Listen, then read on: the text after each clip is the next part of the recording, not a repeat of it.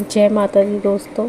नवरात्रि अंतिम पड़ाव पे पहुंच चुके हैं और आज माँ दुर्गा के 8वें स्वरूप आदि शक्ति महागौरी की पूजा की जाएगी। इस दिन के देवी के पूजा मूल भाव को दर्शाता है। देवी भागवत पुराण में बताया गया है कि माँ के 9 रूपों में 10 महाविद्या सभी आदि शक्ति के अंश और स्वरूप हैं, लेकिन महादेव के साथ उनकी अर्धांगिनी के रूप में महागौरी हमेशा विराजमान रहती हैं। माँ दुर्गा के स्वरूप की पूजा करने से सोम चक्र जागृत होता है। इनकी कृपा से हर असंभव कार्य पूर्ण होते हैं। ज़्यादातर घरों में इस दिन कन्या पूजन भी किया जाता है। कुछ लोग नवमी के दिन पूजा अर्चना करने के बाद कन्या पूजते हैं। महागौरी गौर वर प्राप्त किया है। उत्पत्ति के समय यह 8 वर्ष की थी, इसलिए उन्हें नवरात्र के 8वें दिन पूजा जाता है। अपने भक्तों के लिए यह अन्नपूर्णा स्वरूप है। यह धन, वैभव और सुख शांति की अधिष्ठात्री देवी हैं। इस दिन दुर्गा सप्तशती के मध्यम चरित्र का पाठ करना विशेष फलदायी माना जाता है। जो लोग नवरात्रि के 9 दिन व्रत नहीं रख पाते वह केवल पहला और अष्टमी के दिन व्रत रखते हैं और नवमी के दिन कन्या पूजन करते हैं। पहले और 8वें दिन के व्रत करने से पूरे 9 दिन के व्रत का फल प्राप्त होता है। देवी भागवत पुराण के अनुसार राजा हिमालय के घर देवी पार्वती का जन्म हुआ था। उनको 8 वर्ष की आयु में ही अपने पूर्व जन्म की घटनाओं का आभास होने लग गया था। तब से ही उन्होंने भगवान शिव को अपना पति मान लिया था।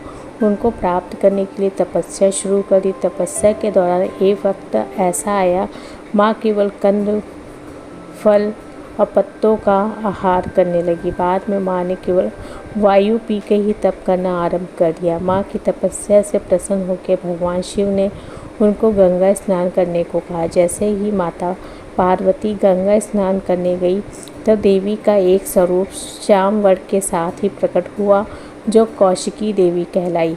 दूसरा स्वरूप चंद्रमा के समान प्रकट हुआ, जो महागौरी कहलाई। माँ महागौरी अपने हर भक्त की मुराद पूरी करती है और सभी समस्याओं से मुक्ति दिलाती है।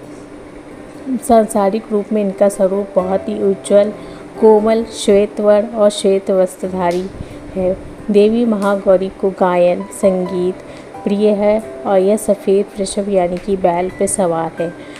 माँ का दाहिना हाथ अभय मुद्रा लिए हुए है। नीचे वाला हाथ में शक्ति का प्रतीक त्रिशूल है, वही बाएं वाले हाथ में शिव का प्रतीक डमरू और नीचे वाले हाथ में भक्तों को अभय दे रहा है।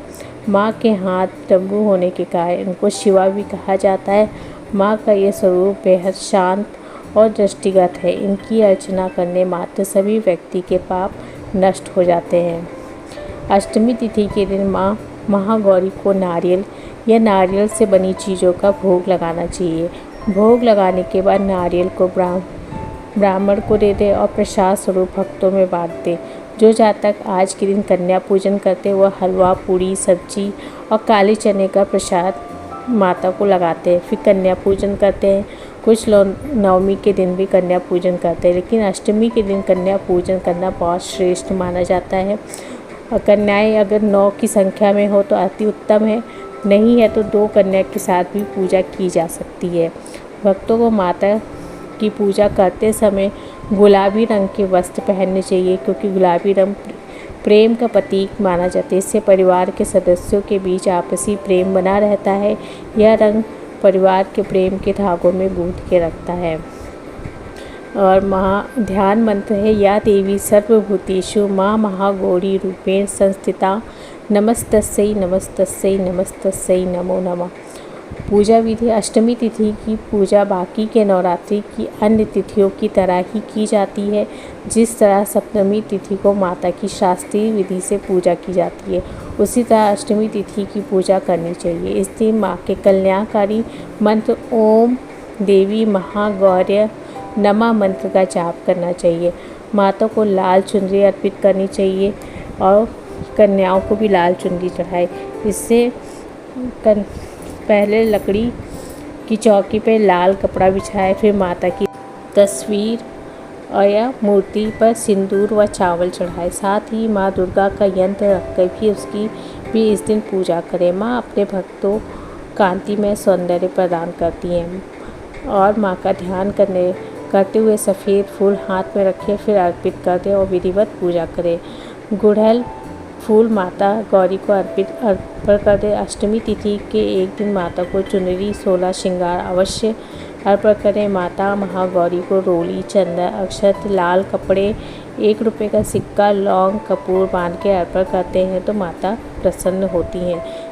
शारदीय नवरात्र में जो नवमी तिथि का जो आरंभ हो रहा है वो 11 अक्टूबर को दोपहर 12:06 से हो रहा है, जिसका समापन अगले दिन 12 अक्टूबर को सुबह 10:57 पर होगा। ऐसे उदय तिथि के आधार पर नवमी तिथि का व्रत 11 अक्टूबर 2024 को रखा जाएगा। तो अष्टमी और नवमी का जो व्रत है वो एक ही दिन 11 अक्टूबर 2024 को रखा जाएगा। दोस्तों, ये थे अष्टमी तिथि के बारे में। वीडियो पसंद आए तो लाइक शेयर सब्सक्राइब कर लीजिएगा। मिलते हैं नेक्स्ट वीडियो में, तब तक के लिए धन्यवाद।